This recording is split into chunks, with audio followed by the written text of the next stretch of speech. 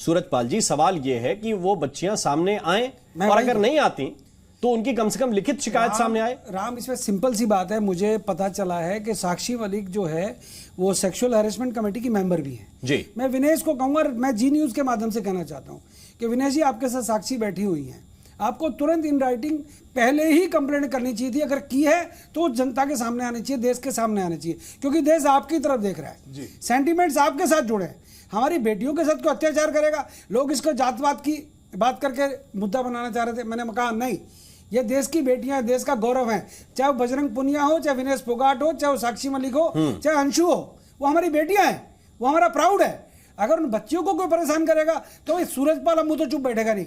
मैं तो स्पष्ट कह रहा हूं साहब, जैसे अभी यादव जी ने कहा, पवन ने कहा, कादियान ने कहा, इन सब लोगों ने कहा, सब दुखी हैं, पूरा देश दुखी है और मीडिया इस बात को प्रमुखता से उठा रहा है। अगर गलत हुआ है, कोई इस्तीफा देता हो दे, परंतु उसके खिलाफ कानूनी कार्रवाई भी हो।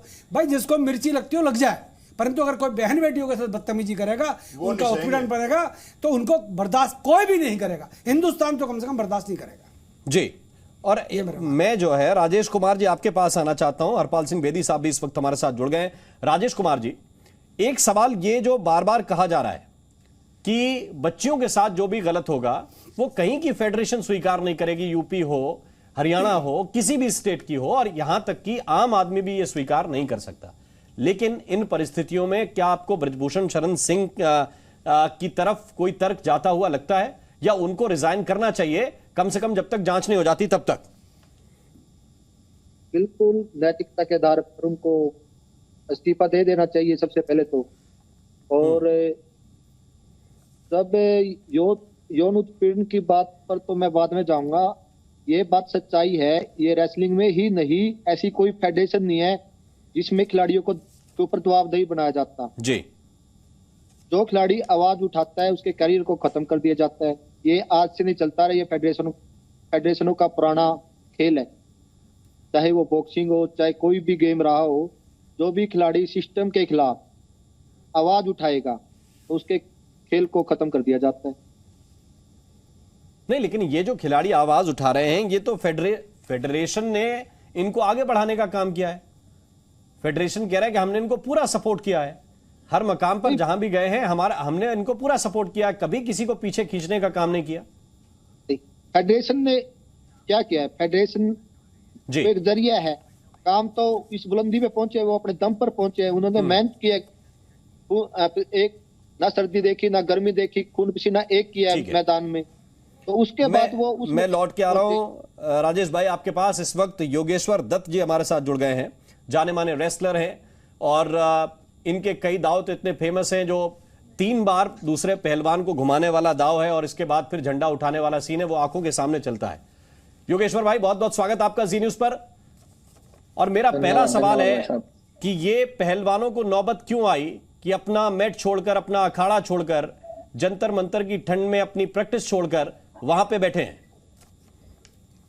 देखिए, बड़ी दुखद है ये। और 2 दिन, तीसरा दिन आज मेरे को परसों आप लोगों के माध्यम से ही पता लगा मेरे को, मैं आपको बता दूं। और जब सबसे मैं जो असली जो बात है जो पूरे देश में जिसने सनसनी फैलाई है वो है सेक्सुअल हरासमेंट जी, यौन शोषण। उससे अलग बातें पीछे रहती हैं। पहली बातें हैं कि ये चीजें हुई हैं तो इसकी जांच होनी चाहिए, निष्पक्ष जांच होनी चाहिए और इस पर कार्रवाई होनी चाहिए।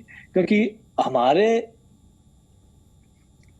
जी कोई भी अपने बहन बेटी को कोई कहीं बेचता है तो वो एक डर का माहौल बनता है उससे कि भाई मेरी बेटी खेलने गई है, पढ़ने गई है, उसके साथ कहीं कोई ऊंच नीच ना हो जाए। सभी अपनी बहन बेटियों के लिए सिक्योरिटी चाहते हैं जी, सुरक्षा चाहते हैं। और इसलिए मेरा ये मानना है कि तीसरा दिन आज इन पहलवानों के प्रदर्शन का, और मांगों में तो बीच का रास्ता निकल सकता है। और जो भी डिमांड है वो बड़े इशू नहीं है, वो पहले भी हर फेडरेशन में ऐसी इशू चलते रहते हैं और आपको ही पता है, हमेशा ये चीजें आती रहती हैं। पर जो आरोप है उस पर ध्यान दें, वो बड़ी गंभीरता से विचार करने की बात है और उसकी जांच होनी चाहिए, उस पर कार्रवाई होनी चाहिए। और मैं तो इनसे भी, पहलवानों से भी कहूंगा कि 3 दिन हो चुके हैं कि आप जो भी है वो सामने आना चाहिए। और बिना सामने आए, आपको ही पता है कि बिना सामने आए कुछ होना जाना नहीं है। उस चीज का आरोप लगाने के बाद कुछ चीजें प्रूफ भी करनी होती है, तभी उस पर आगे कार्रवाई होती है। लेकिन योगेश्वर भाई, मैं पहले बताया कि खिलाड़ी के साथ आपका बड़ा तजुर्बा रहा है कैंप्स में रहने का भी, और देश के लिए खेलने का भी। मेरा सवाल आपसे यह है कि वो स्पेसिफिक चीजें डालनी पड़ेंगी ना। फेडरेशन के अंदर भी सेक्सुअल हैरेसमेंट कमेटी है, उसके अंदर भी जो सदस्य हैं वो भी सब जानने वाले हैं आप लोगों के। उनके सामने कम से कम एक बार मैटर रखना पड़ेगा कि नहीं, ये कि ये बच्ची है, इसके साथ इस दिन ये गलत काम हुआ। और उसके बाद वो कमेटी अगर बात ना सुने तो आप प्रधानमंत्री के पास भी चले जाइए, कोई दिक्कत नहीं, लेकिन प्रोसेस को फॉलो करना पड़ेगा कि नहीं? देखिए, तो इसमें तो मैंने अभी इस न्यूज पे सुना है कि जो अध्यक्ष ब्रजभूषण जी, उन्होंने तो यही बोला कि हमारी जो कमेटी है इसकी सेक्सुअल हरासमेंट की, तो उसमें खुद साक्षी मलिक है कि पीछे डीजी मिनिस्ट्री कोई मीटिंग, सॉरी डीजीसीआई कोई मीटिंग थी, तो उसमें उसने ये मुद्दा क्यों नहीं रखा? हमें भी अभी इस 2 दिन के अंदर ये इतने घटनाक्रम पता लगे हैं कि भाई जिस कमेटी में खुद उस साक्षी मलिक को रखा है, तो उसने वहां पे क्यों नहीं बोली ये चीज? और चलो नहीं बोली तो इसके बाद अब इसका निष्पक्ष तरीके से या जो भी है इसका अच्छी तरीके से इसकी जांच होनी चाहिए, पर किसी को तो सामने आना पड़ेगा। ऐसे पहले 1-2 बार मेरे पास ऐसी चीजें आई हैं, किसी लड़की के थ्रू नहीं आई, पर कभी भी किसी भी लड़की ने मेरे को नहीं बोला कि पहलवानों में की ऐसी चीजें हैं। हमने बोला भी है कि भाई कोई नाम आइए, सामने लाइए, को बताइए, तभी हम मुश्किलें लड़ सकते हैं।